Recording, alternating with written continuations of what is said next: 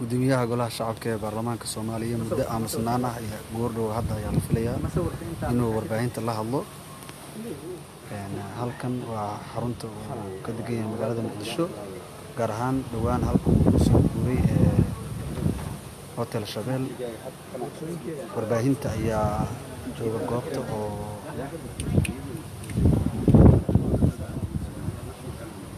shirka jaraa'id ee gudoomiyaha u diyaar garoobaya. weli si rasmi ah looma oga qodobada tooska uga hadli doona gudoomiyaha, laakiin warbaahinta ayaa looga yeeray oo diyaar u jira in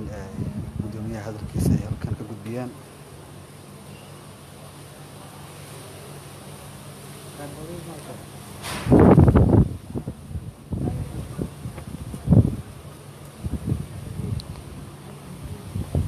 halkan waa dhismaha Hotel Shabelle oo dhawaan gudoomiyuhu soo guuray kadib markii uu ka soo guuray xaruntii Villa Uganda oo ka deganaa madaxtooyada Soomaaliya. waxaa si toos ah goobjoog ula socon doontaan hadal jeedinta gudoomiyaha iyo qodobada si toos ah uga hadli doono. inkastoo rasmiyan warbaahinta aan u ogeyn waxyaabaha uu toos ah uga hadli doono, laakiin xaaladaha ugu dambeeyay ayaa la filayaa inuu ka hadlo. mooshinada socda, saxaanshihiisa iyo waxaa halkan kusoo booqanayay xildhibaanada baarlamaanka Soomaaliya, gaar ahaan kuwa ku kala aragti duwanaaday mooshinkii laga keenay madaxweynaha Jamhuuriyadda Federaalka Soomaaliya Maxamed Cabdullaahi Farmaajo.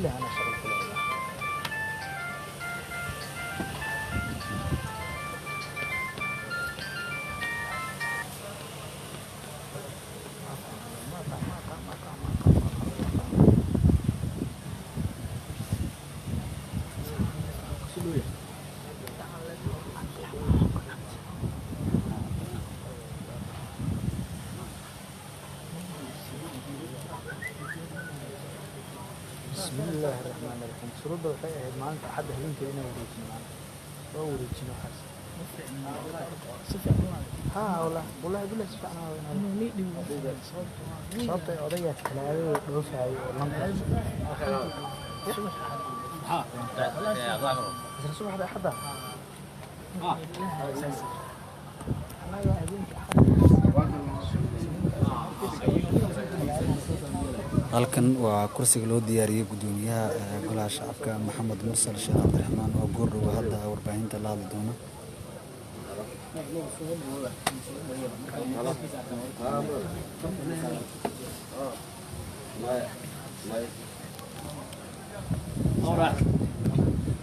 hadal jeedinta gudoomiyaha waxaad toos ugala socon doontaan page-ka goobjoog.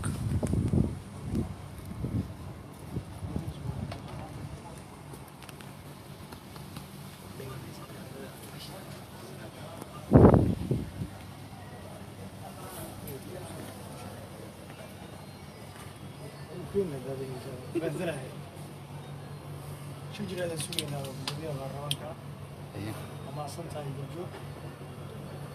يمكن يقدر دعم موجود.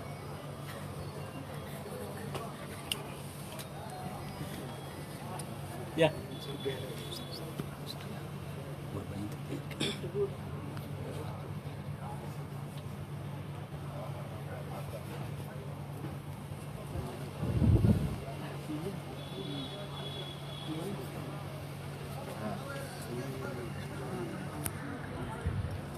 Kasih fiican ahay live aan ku jira gudoomiyaha baarlamaanka hadla.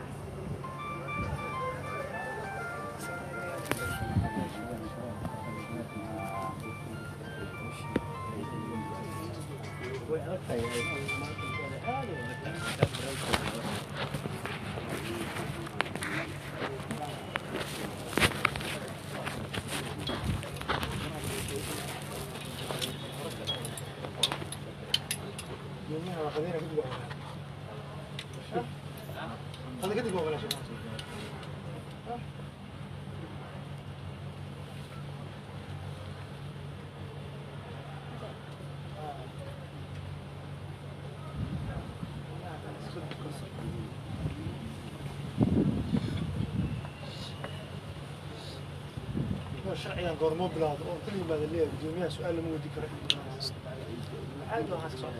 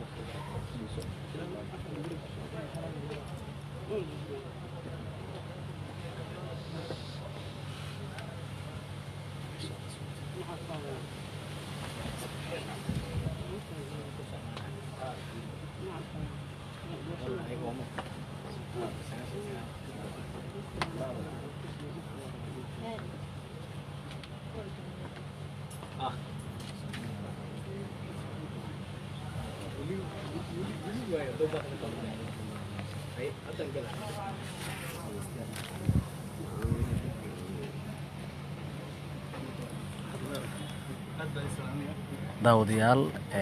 weli nala jooga si aad u noqotaan dadka ugu horeeya ee la socda hadaljeedinta gudoomiyaha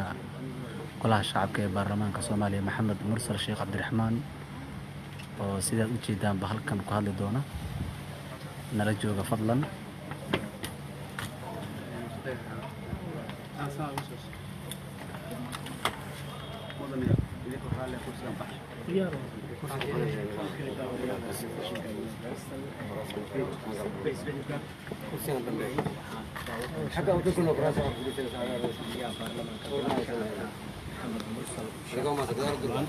halkan ku qaban doono wariyaasha ayaa ka qayb galaya shirka jaraa'id ee gudoomiyaha faahfaahin doonaa mashruucyada siyaasadeed ee dalka ka jira ee kalifay in uu bil Hargeysa waxaana gudoomiyuhu shirkiisa jaraa'id sidoo kale ka mid ah dabo iyo doorashooyinka galbeed ee Soomaaliya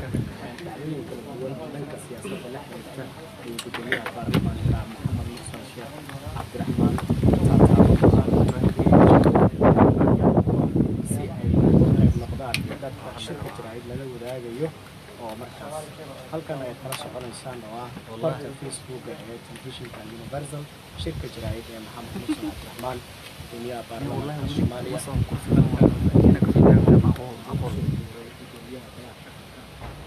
saxaafadda ay halkan ku sugaysa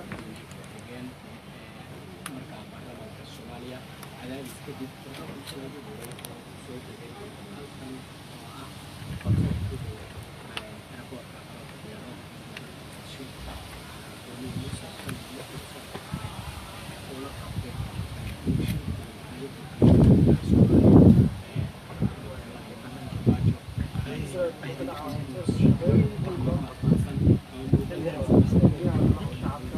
gudoomiyaha waa soo fariisan rabaa gudoomiye mursal waa soo fariisan rabaa ayaa iminka soo gelay kelmi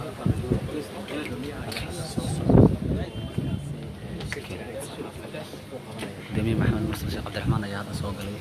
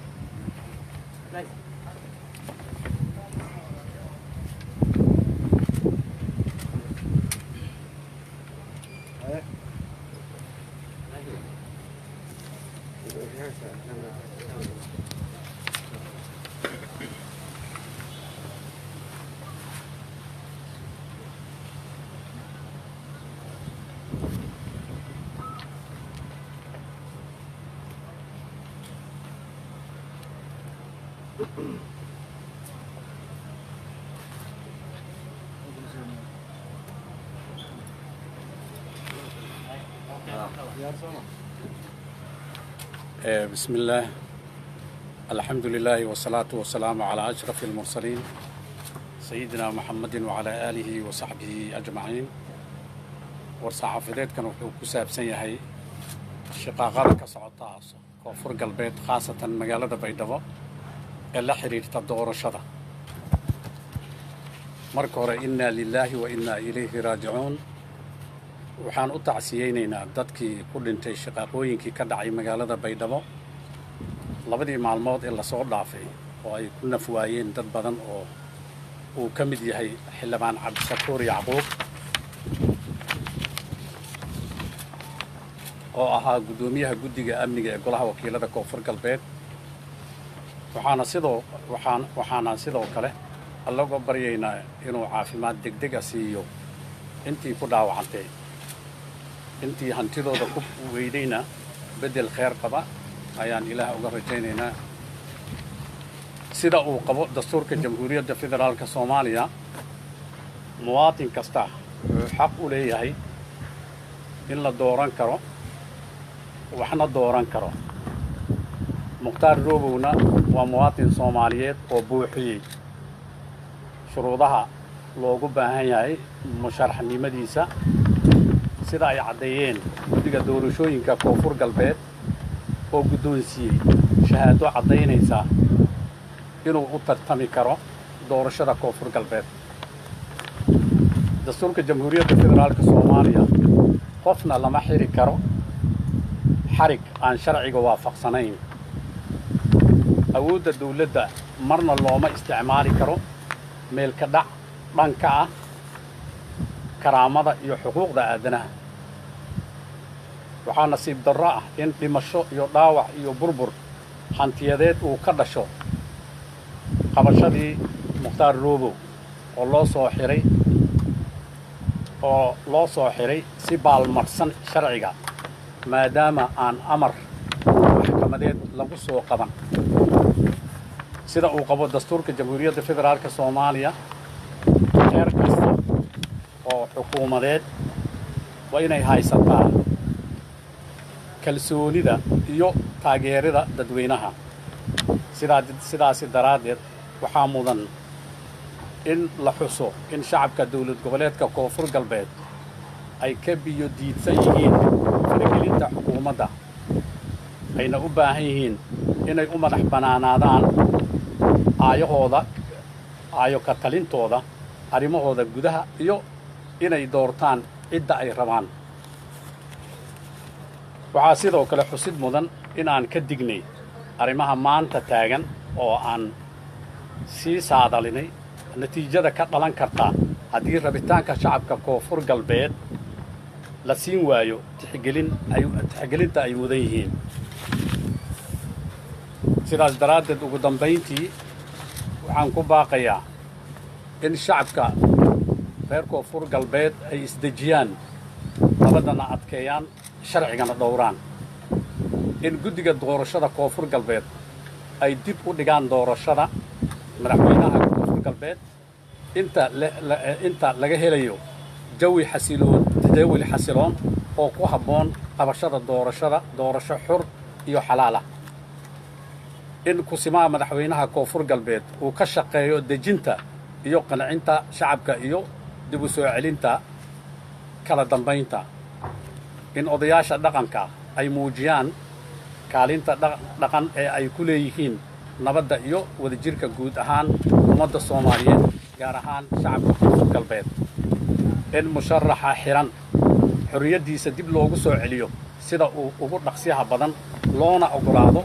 in dib uu ugu noqdo deegaankii laga soo xiray si uu uga mid noqdo murashaxiinta u tartamaya qabashada xilka madaxweynaha koonfur galbeed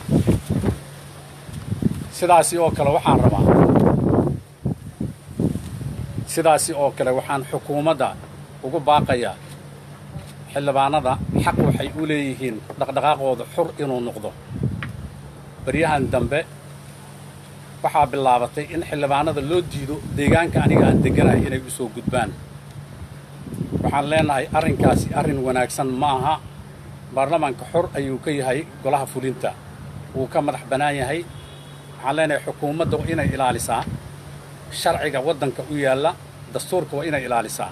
loo ogolaada xildhibaanada xor inay u noqdaan dhaqdhaqaaqooda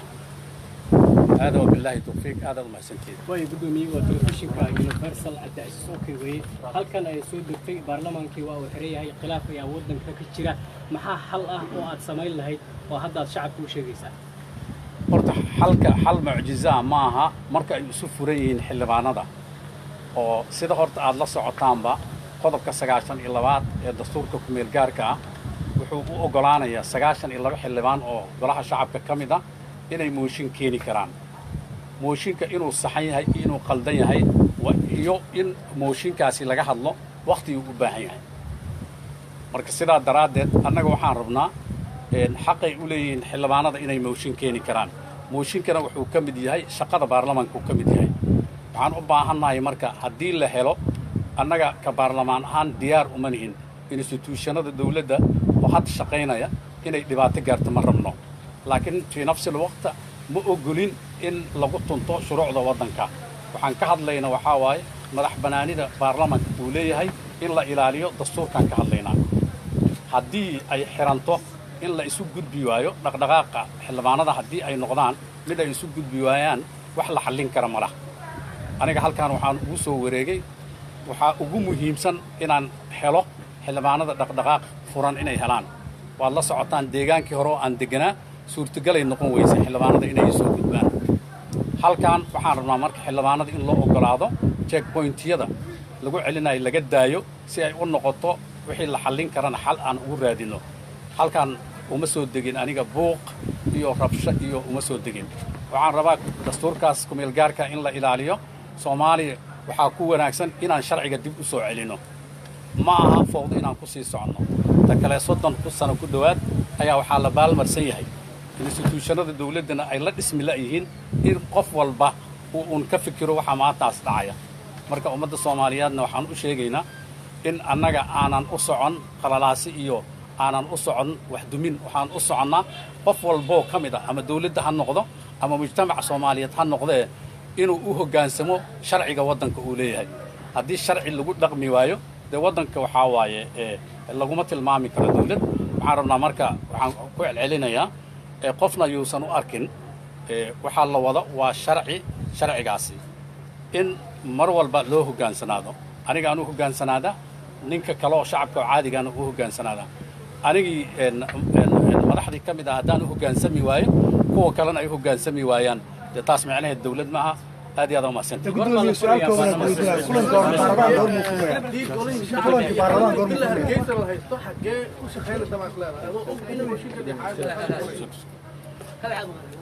villa hargeysaan ku shaqaynaynaa waxaan ku shaqaynaynaa meesha la yiraahdo xaruntii golaha iska lahaa intaan shaqada bilaabin waad dareemi kartaa gudoomiyaha baarlamaanka mar walba intaan baarlamaanka la tegin wixii xaalada jira wuxuu kala shira guddiyadaad la shiraysaa qofka xal markuu raadinayana wuxuu u baahan yahay intaan la isu imaan ka hor inuu wax soo xallin karo marka waxaan ku shiri doonnaa meeshaanadaan tegi doonnaa wax dhibaana kama jiri doonaan insha allah